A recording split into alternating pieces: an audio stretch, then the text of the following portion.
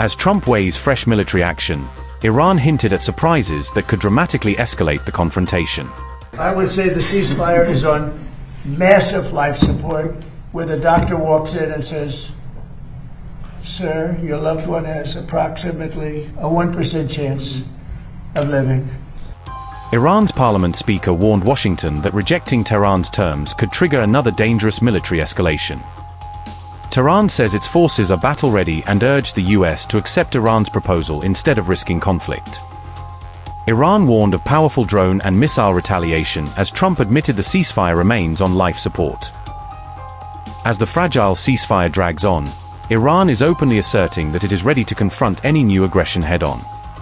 Parliament Speaker Mohammad Bagher Ghalibaf declared that the IRGC is fully battle-ready if conflict with the United States reignites. Ghalibaf warned that any miscalculation by Iran's enemies would carry serious consequences on the battlefield. Mohammad Bagher Ghalibaf said, and I quote, "Our armed forces are ready to deliver a well-deserved response to any aggression. Mistaken strategy and mistaken decisions will always lead to mistaken results. The whole world has already figured this out. We are prepared for all options. They will be surprised," unquote. He also pointed to Iran's long-range missiles and drone arsenal, saying these capabilities were built through years of self-reliance. According to Ghalibaf, there is no alternative but to accept the rights of the Iranian people as laid out in Tehran's 14-point proposal. Mohammad Bagher Ghalibaf said, and I quote, "There is no alternative but to accept the rights of the Iranian people as laid out in the 14-point proposal.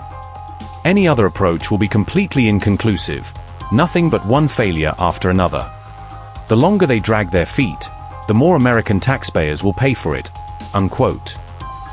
He cautioned that continued pressure on Iran will only produce repeated failures for its adversaries. All of this came as President Donald Trump warned that the ceasefire with Iran is now on life support.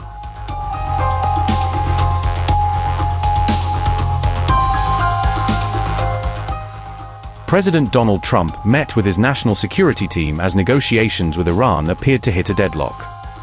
US officials say Trump is now weighing possible new actions against Iran in a bid to increase pressure.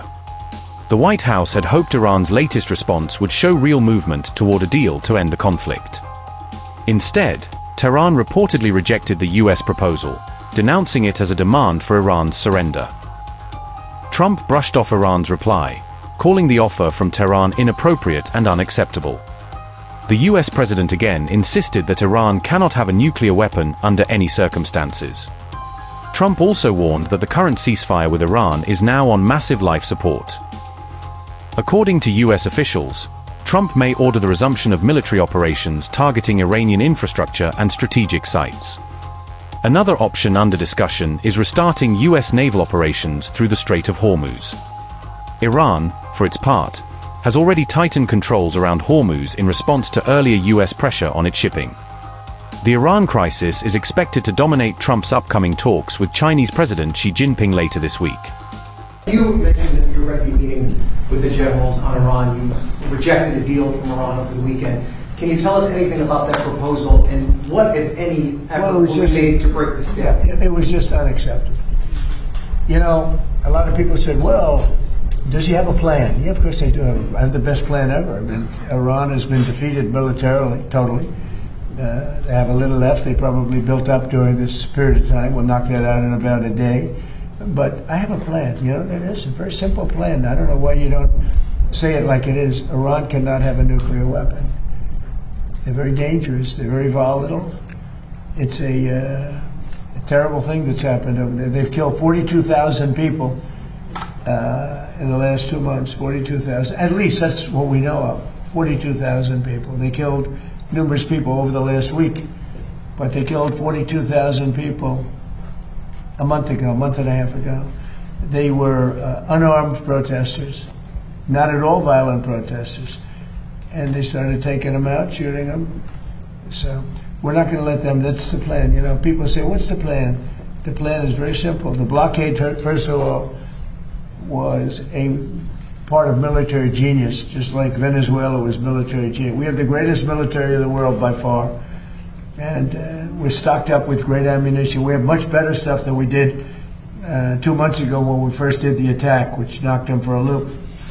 But Very simple. Iran cannot have a nuclear weapon. It can't have it. And if they did have it, the Middle East would be gone, Israel would be gone, and they'd hit Europe probably next. We're doing the service to the world. And this has gone on for 47 years. Other presidents and leaders of other countries that have the power should have done it, but they didn't do it. But it's a very simple plan. Iran cannot have a nuclear weapon, and they won't have a nuclear weapon, and they didn't want to go that far. If you can believe it, they didn't. How stupid. Are they stupid people?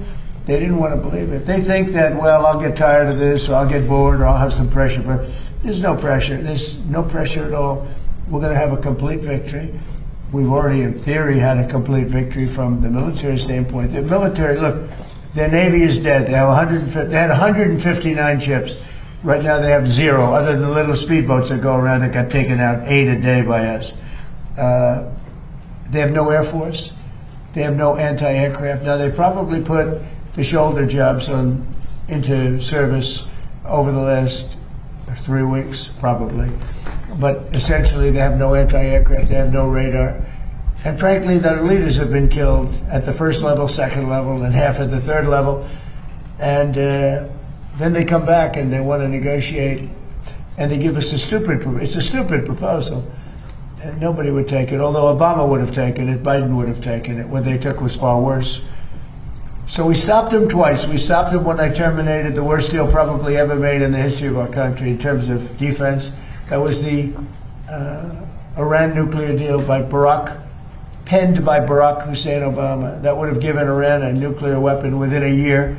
They would have had it years ago. I terminated that in my first term. And then when that beautiful plane right there hit them hard, we really hit them hard. And they told me, I want to just tell you this because they like to say, oh, well, maybe it wasn't that hard a hit. Iran told me very strongly, because they intend to give us the nuclear dust, as I call it. It's easier than talking about other terms because it's a term everyone knows. But the nuclear dust, which is what we hit, they told me, number one, you're getting it, but you're going to have to take it out because the site was so obliterated that there's only 1 or 2 countries in the world that could get it. It's so deep and got hit so hard that there's no way they have the equipment to move it. You and China are the only 2 countries in the world that could take it out. So we talked about it, and they said, you'll have to take it out because we don't have the capability of doing it. So for those people that like to say that those great pilots in those great planes, well, we just ordered 22 more of them, new and improved, that those great pilots didn't do their job. They did their job. At 1 o'clock in the morning with no moon, no light, no nothing, every single bomb hit its targets. And then, as you know, we shot some incredible things that nobody else has. Nobody has a military like we have. We shot the Tomahawks from a submarine 200 miles away, and that went on top of it. But every one of those, including the Tomahawks, every one of those weapons and shots hit perfectly. And they said to me, just to put it on the record, they said to me, there are only 2 countries in the entire world that could ever get that stuff out of there because we don't have the equipment and nobody else. They said China and the United States. So I just want to let you know, those pilots did an unbelievable job, very dangerous job at 1 o'clock in the morning. Think of it, no moon, no nothing. We had no light, purposely. And every single one of those bombs were right down an air chute in a granite mountain that exploded. And they are unable to get it, even if they wanted to. But we're not going to take a chance, so that's part of the deal. So, sir, you said that agreed to allow the removal of all their enriched uranium? Yeah. Well, they did it 2 days ago. They didn't, okay? They did 2 days ago. They said, you're going to have to take it. We were going to go with them. But they changed their mind because they didn't put it in the paper. So when they sent us this document that we waited 4 days for, that should have taken 10 minutes to do, look, very simple.